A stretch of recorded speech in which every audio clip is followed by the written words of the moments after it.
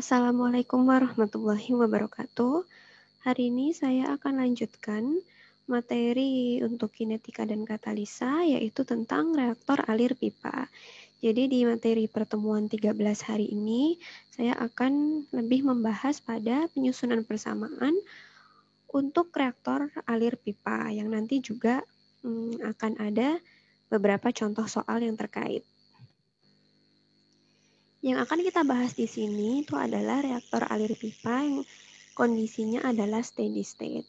Jadi perlu diketahui terlebih dahulu reaktor alir pipa itu atau bahasa Inggrisnya adalah plug flow reactor ya, atau biasa juga kita singkat dengan PFR untuk plug flow reactor, atau untuk reaktor alir pipa itu adalah RAP ya. Jadi untuk reaktor pipa ini dia dimodelkan dengan fluida yang mengalir di dalamnya. Jadi kalau misalnya kalian lihat di gambar satu ini kan misalnya adalah sebuah reaktor pipa ya. Jadi di sini kita modelkan, kita anggap di dalam reaktor ini ada fluida yang mengalir melalui pipa. Jadi dari sini adalah titik masuknya sampai di sini di titik keluarannya ya. Kemudian yang perlu diketahui juga terkait dengan RAP itu dia tidak memiliki perbedaan konsentrasi, temperatur, serta laju reaksi di arah radial. Jadi saya mau tunjukkan arah radial itu yang mana. Kan kita seperti yang kita ketahui ini adalah sebuah silinder ya kan. Silinder. Kalau silinder itu kan dia ada pusatnya ya di sini. Ada pusatnya. Nah kemudian kalau misalnya yang dia ke arah jari-jari ya, itu ini adalah arah radial. Nah sementara kalau misalnya yang ke arah panjang pipanya, ini adalah arah aksial ya. Nah jadi maksud dari poin kedua ini pada arah radial, jadi mau dia posisinya di sini misalnya, atau di sini ya, atau di permukaan pipa, atau di dasar pipa gitu ya, itu nggak ada perbedaan konsentrasi, temperatur, dan juga laju reaksinya. Jadi di sini perbedaan konsentrasi, temperatur, dan laju reaksi itu hanya terjadi pada arah aksialnya, jadi arah yang panjang pipanya. Jadi kurang lebih seperti itu maksud dari poin kedua ini tadi. Kemudian ketika reaktan masuk dan mengalir di sepanjang reaktor, konsentrasinya akan berkurang dan konversi akan meningkat seiring dengan bertambahnya panjang reaktor. Jadi misalnya di sini adalah tempat masuknya reaktan. Kemudian kan reaktan mengalir di sepanjang reaktor ini, lama-kelamaan nanti reaktannya itu akan berkurang kan konsentrasinya, karena selama dia melewati reaktor ini, pasti reaktannya itu akan mengalami reaksi, akan terkonversi menjadi produk, ya. Jadi pada titik keluarannya ini, konsentrasi reaktannya semakin berkurang, sementara konversinya tuh lebih atau akan meningkat, ya. Kemudian pada reaktor alir pipa, itu konsentrasi fluida berbeda antara satu titik dengan titik lainnya di sepanjang reaktor. Nah ini seperti yang udah saya sampaikan tadi, bahwa perbedaan konsentrasi, temperatur, dan laju reaksi misalnya, itu dia perbedaannya hanya di arah aksial. Ya, jadi kalau tadi arah radialnya dia dianggap tidak ada perbedaan, sementara pada arah aksialnya ini nanti akan berbeda-beda. Jadi seperti yang tadi contoh di poin ketiga ini, misalnya reaktannya kan masuk. Nah, nanti sepanjang dia melewati reaktor ini, pasti kan nanti konsentrasi reaktannya akan berkurang, ya kan? Jadi nanti antara yang di titik sini misalnya, atau nanti sudah setengah jalan, sampai akhirnya dia mau menuju ke titik keluarannya reaktor, itu pasti nanti konsentrasi senyawanya akan berubah-ubah, ya. Jadi dengan kata lain itu adalah konsentrasi senyawa berubah di sepanjang arah aksial, gitu. Kemudian neraca massa untuk komponen yang bereaksi ini harus disusun pada elemen volume dV. Nah, ini masih terkait dengan poin yang keempat ini tadi. Karena konsentrasi fluida atau konsentrasi senyawa di dalam reaktor alir pipa itu berbeda-beda di sepanjang reaktor, maka ketika kita mau menyusun persamaan neraca massanya, itu nanti kita harus meninjau sedikit bagian dari reaktor ini yang kita sebut dengan elemen volume. Nah, ini kalian bisa lihat di gambar 1, yang namanya elemen volume itu adalah ini. Jadi, dari keseluruhan reaktor ini, kita ambil atau kita tinjau sedikit bagian volumenya. Ini yang ini ya. Nih, misalnya ini sedikit bagian volumenya nih yang saya gambar merah. Nah, ini. Jadi kita hanya tinjau di bagian sini ya untuk menyusun neraca massa. Nah, ini yang saya beri tanda merah, ini yang dinamakan dengan elemen volume. Ya. Jadi, makanya di sini kita bisa lihat kan di sini ada FA yang masuk, kemudian yang keluar ada FA plus DFA. Nah, nanti ini akan kita gunakan ketika kita menyusun persamaan neraca massanya.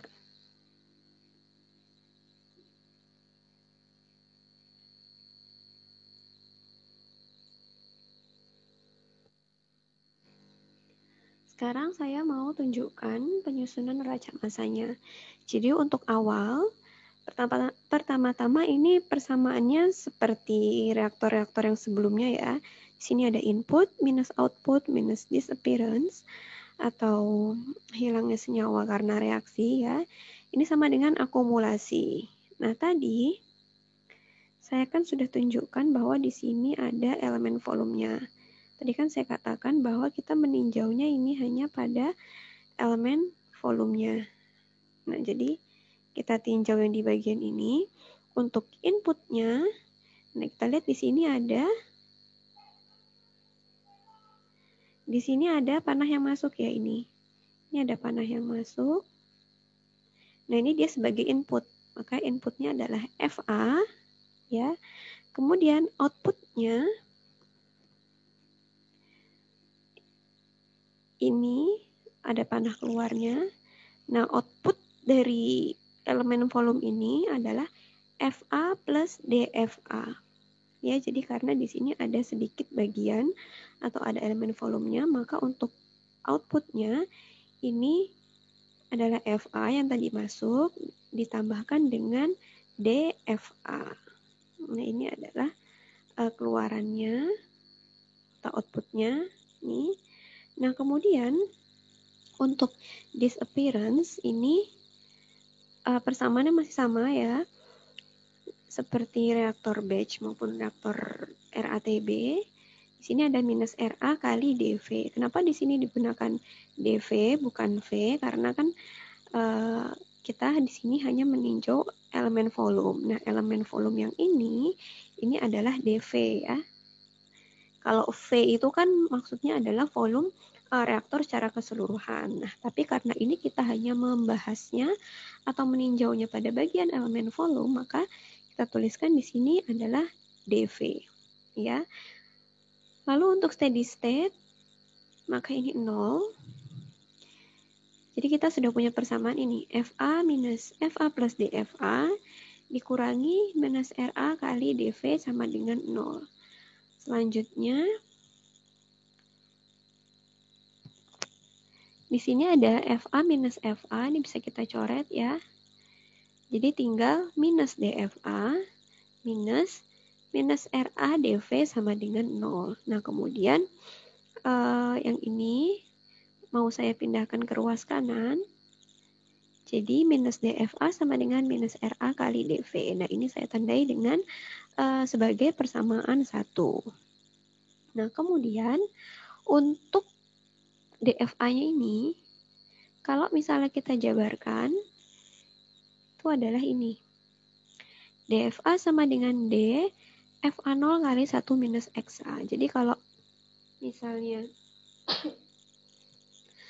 kita ingat di pertemuan sebelumnya saya sudah pernah menyampaikan bahwa FA itu persamaannya adalah FA0 kali 1 minus XA. Karena di sini kita gunakan DFA, maka DFA itu sama dengan D FA0 kali 1 minus XA. Ya. Kemudian ini kalau misalnya kita jabarkan kan berarti di sini ada D FA0 minus FA0 XA ya. Ini saya kalikan jadi FA0 minus FA0 XA gitu kan. Ini ada D-nya. Ini D. Nah, kemudian masing-masing ini kita tulis jadi D FA0 minus D FA0 XA. Ya. Nah, di sini karena FA0 itu nilainya kan konstan, dia tidak berubah-ubah, maka ini bisa kita coret ya. Jadi tinggal minus D FA0 XA. Nah, ini karena tadi udah saya katakan bahwa FA0 itu nilainya konstan, maka ini bisa dikeluarkan. Jadi minus FA0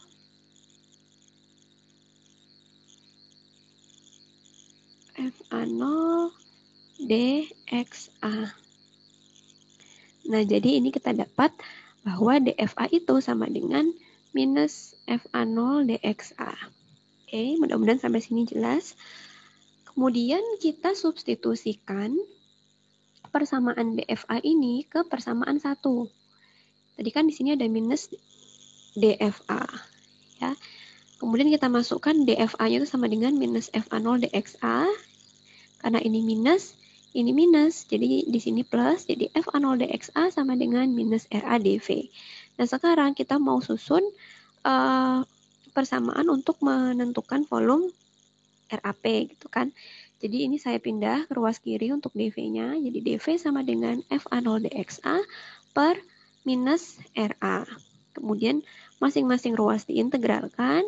Untuk DV-nya integralnya dari 0 sampai V. Kemudian di sini di ruas kanan yang harus kita integralkan itu adalah konversinya ya, karena di sini ada DXA. Jadi batasannya itu adalah dari 0 sampai XA. Nah, kemudian untuk FA0 ini, karena kan dia bukan merupakan fungsi dari konversi, dia kan nilainya konstan, makanya dia boleh keluar dari integral. Jadi integral DV sama dengan FA0, integral 0 sampai XA, DXA per minus RA.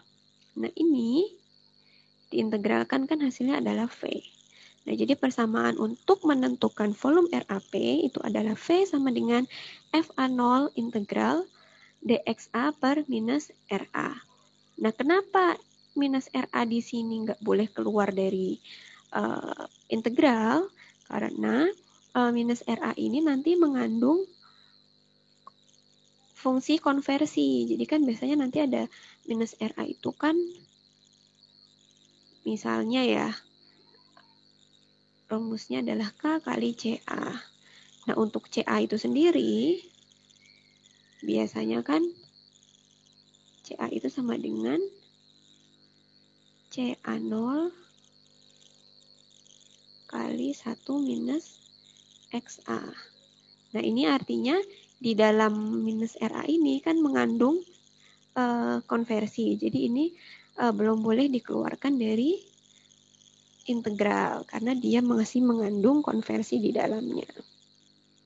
Nah, jadi ini adalah persamaan yang bisa kita gunakan untuk menentukan volume reaktor alir pipa. Jadi ketika kita mengetahui atau ketika mau menginginkan konversi tertentu, terus kita sudah mengetahui laju alir molnya, kita bisa menentukan volume RAP yang diperlukan untuk mencapai konversi tersebut.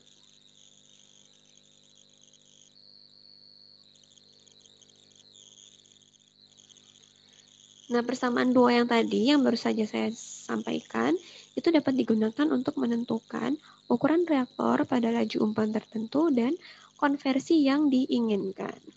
Nah, pada RAP, nilai RA ini bervariasi. Karena kan tadi sudah kita bahas ya bahwa untuk konsentrasi di masing-masing titik, di tiap titik di sepanjang RAP itu kan berbeda-beda. Makanya nilai RA-nya juga akan bervariasi. Sementara itu pada RATB itu nilai RA-nya konstan karena sudah kita pelajari juga ya di pertemuan yang lalu bahwa di dalam RATB itu konsentrasi senyawa di seluruh bagian reaktor itu kan sama besarnya. Jadi nilai RA-nya konstan. Nah, untuk mengintegralkan persamaan RAP, kita harus ketahui bagaimana laju reaksi bervariasi seiring dengan berubahnya konsentrasi reacting species. Nah, jadi ini untuk laju reaksinya yang minus RA tadi, itu kan berubah-ubah ya, bervariasi nilainya. Nah, nilai RA itu sendiri kan juga dipengaruhi oleh konsentrasi senyawa yang bereaksikan. Nah, jadi kita harus tahu gimana tuh hubungannya. Bagaimana perubahan konsentrasi si senyawa yang bereaksi tersebut, gitu. Nah, kemudian untuk sistem dengan densitas yang konstan itu biasanya itu adalah reaksi fase cair ya. Berlaku hubungan berikut. XA itu sama dengan 1 minus CA per CA0. Kemudian untuk DXA sama dengan minus DCA per CA0. Nah, jadi nanti kalau misalnya kan tadi kita punya persamaan ini ya. Nih, tadi kan kita sudah punya persamaan ini. V sama dengan FA0 dXA per minus RA. Nah, kalau misalnya nanti, misalnya di soal gitu ya, kita punya datanya tuh konsentrasi. Kita tidak punya data konversi gitu misalnya. Berarti nanti tinggal, ini bisa kita ubah untuk DXA-nya ya. Jadi kan di sini DXA sama dengan minus DCA per CA0. Nah, nanti tinggal DXA di sini kita ubah jadi minus DCA per CA0. Nah, nanti untuk batas integralnya juga misalnya dari CA0 sampai CA. Nah, jadi kurang lebih seperti itu hubungan antara konversi dengan konsentrasi untuk senyawa yang densitasnya konstan. Ya.